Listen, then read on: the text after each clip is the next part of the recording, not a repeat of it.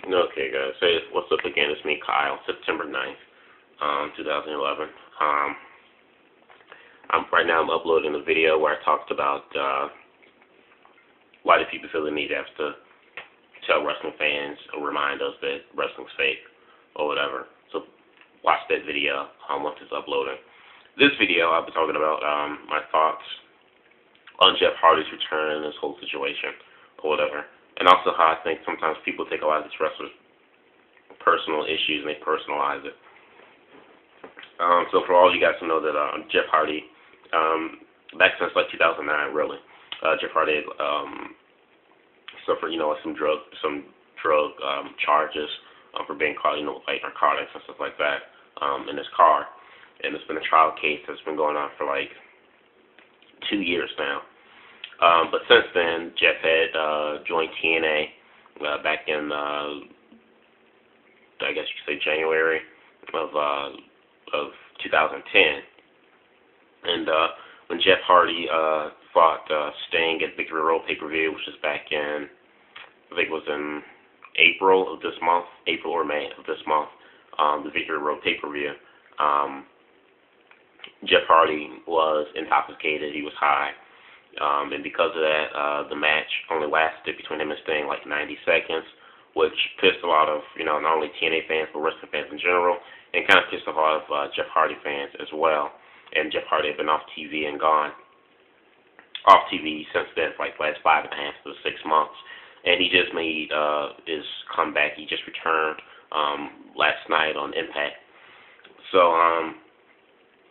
yeah, and also, and like I said, it's been 2.5 years now since he's been fighting this court case thing, and it's been said now that that Jeff Hardy pleaded guilty to all 3 drug charges that he had against him, and that he has a 10-day jail sentence, 10 days of jail sentence, and $100,000 fine, and that they also want him to get into some rehab programs as well. But I think from what I read was that he'll still be able to work like within TNA or whatever, something like that. I think, like they said, like he can't leave like the state of California or Florida. So I think he'll still be around in TNA while he's sorting out some stuff out. But anyway, yeah, so that's kind of like a little quick summary. And my thoughts about it is that I'm a huge Jeff Hardy fan. I like Jeff Hardy. And I thought Jeff Hardy getting his big break back in 2009 when he was with the WWE, I thought it was long overdue. I think Jeff, really deserved it because Jeff, along with his brother Matt, although Jeff is a better single competitor than his brother Matt, but still, Jeff came from the business when he was like 16, 17 years old. And he's still really young now, he's 34 years old now, so he's still in his prime. And, I know Jeff messed up or whatever, but, I just think,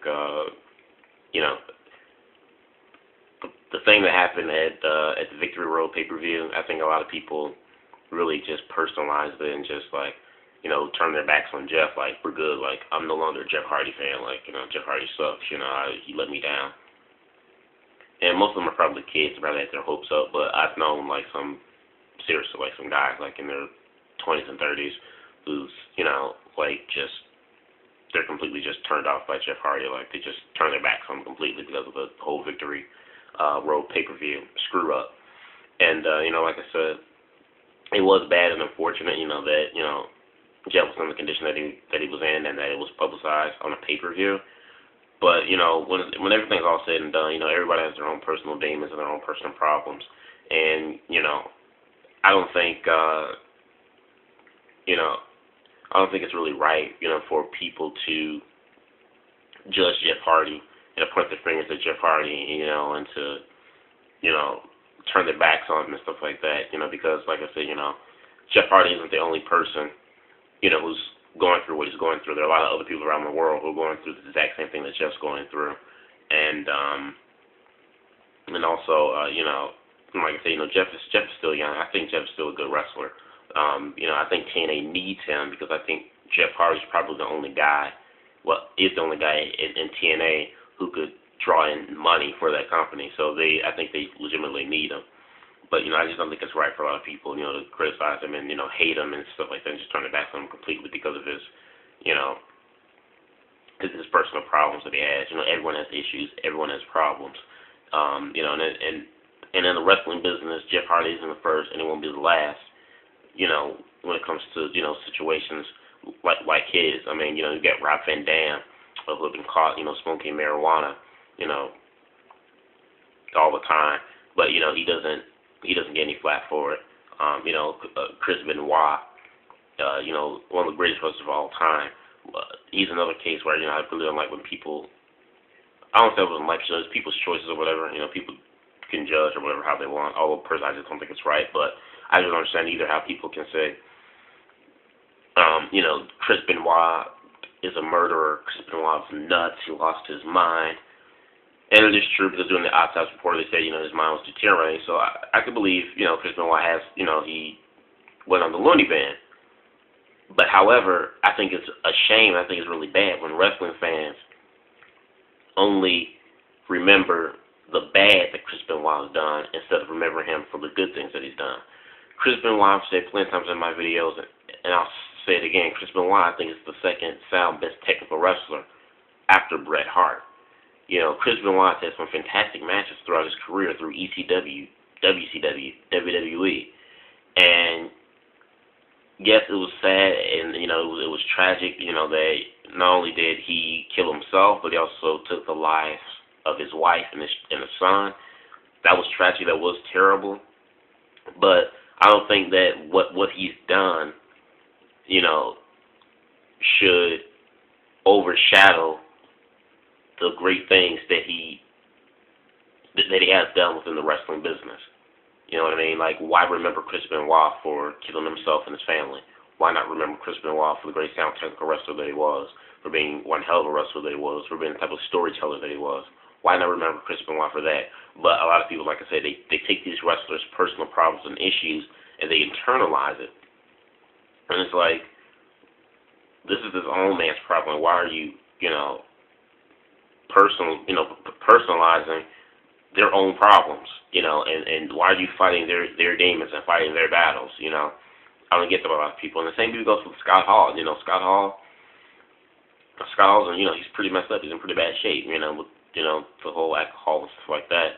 And, I read an article where Kevin Nash said that, Scott Hall had some personal, demon problems and issues. He's known Scott Hall for more than 20 years, and, he said Scott Hall has told him things that no one even knows about, and, there were some trials and stuff that Scott Hall has gone through since he was a child, has been traumatized, and has carried over to his adult, years.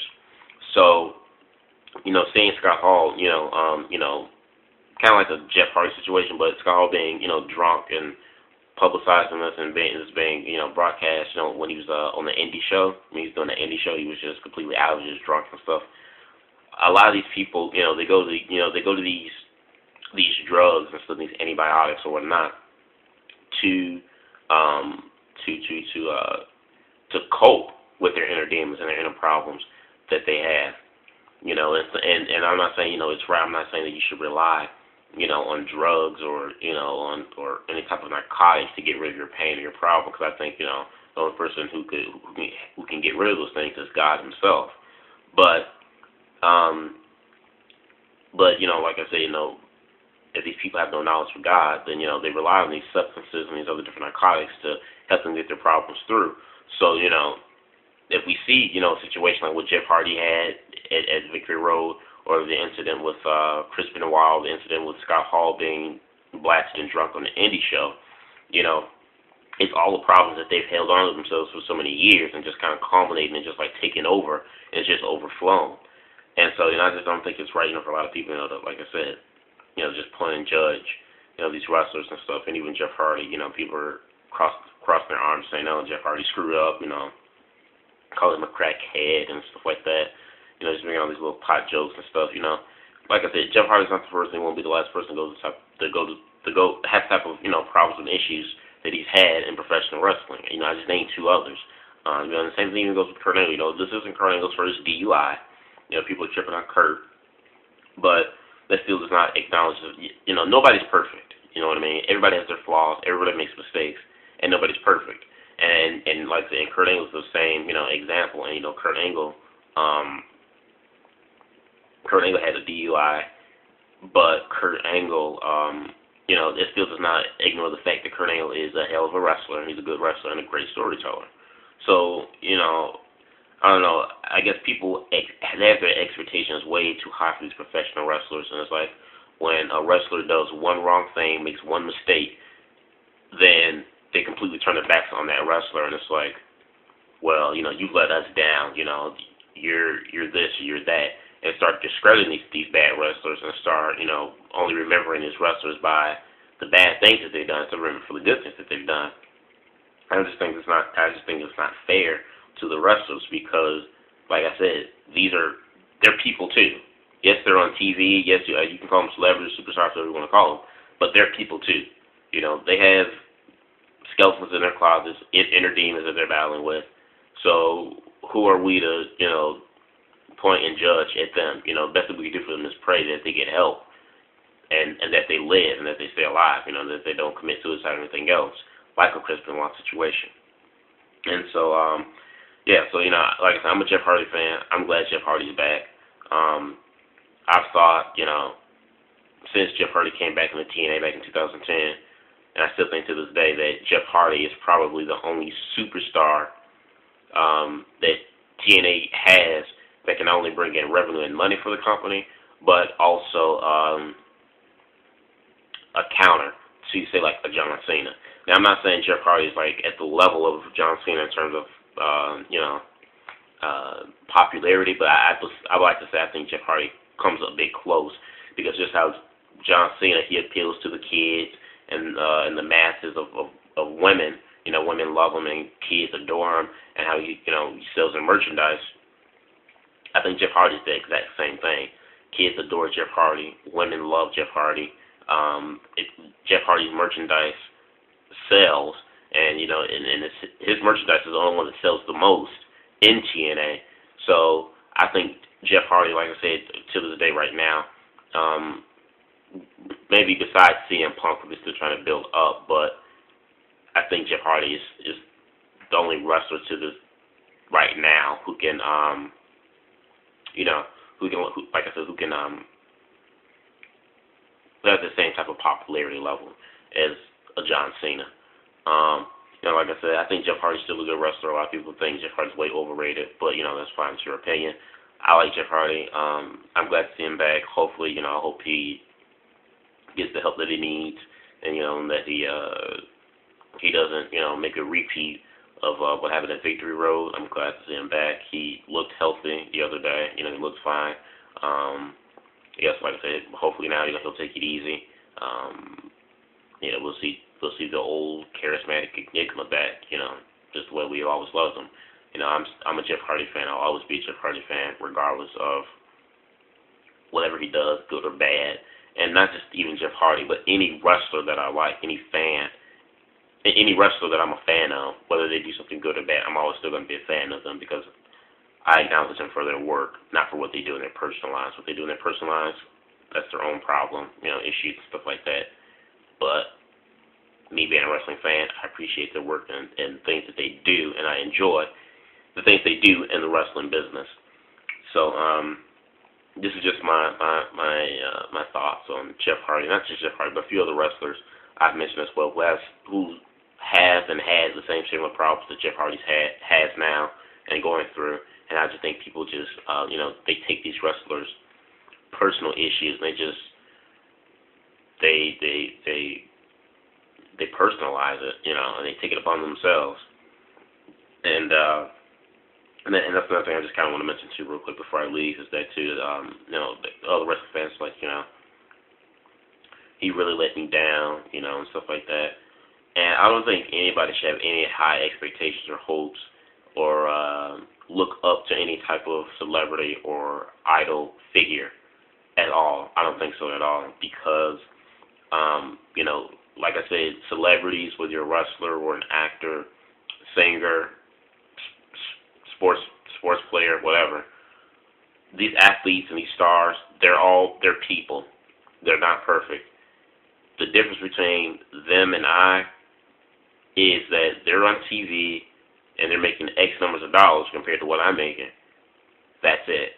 But if you strip away the fame and the fortune, they're still human beings, just like you and I. They have their own problems too, and I think it's a problem when people themselves or have their children look up to these celebrities or these superstars of wrestling, and have these guys to be like, their role models, of these children or these kids. But as soon as these wrestlers they trip and fall, then you're upset and you want to crucify the guy. Like, if anything, the parents should be the role models for their kids. Like, you need to be the role model for your kid and not have and teach your kid instead of relying a character on TV like a Jeff Hardy or a John Cena or Randy Orton. Teach your kids and like I said, and teach your kids, because like I said, they're just characters on TV. They're not going to teach your kids the fundamental things of life like a parent would. So I don't know. That's just the way how messed up the American society is. But anyway, like I said, this is just my review of my thoughts on, like I said, Jeff Hardy's return, and not only Jeff Hardy's return, but also other wrestlers that I mentioned as well. So not other wrestlers that are returning, but other wrestlers who have the same problems that Jeff is going through now. So let me know what you guys think. Comment, subscribe. Later.